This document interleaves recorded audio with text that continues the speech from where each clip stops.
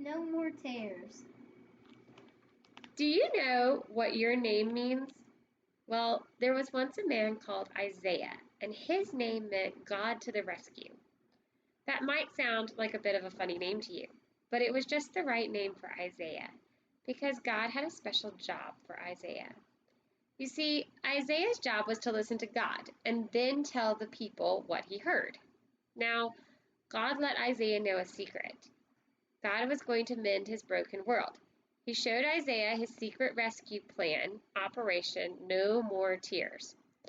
This is the message God gave Isaiah. It was like a letter God wrote to his children. See the picture?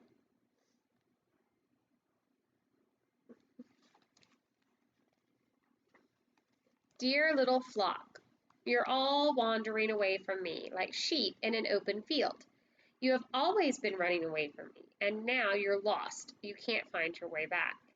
But I can't stop loving you. I will come to find you, so I'm sending you a shepherd to look after you and love you, to carry you home to me.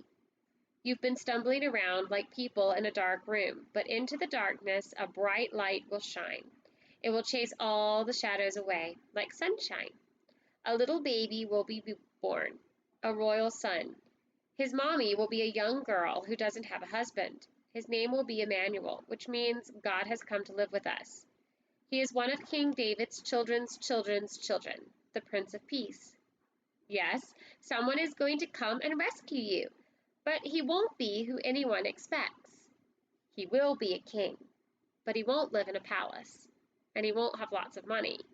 He will be poor and he will be a servant, but this king will heal the whole world. He will be a hero. He will fight for his people and rescue them from their enemies.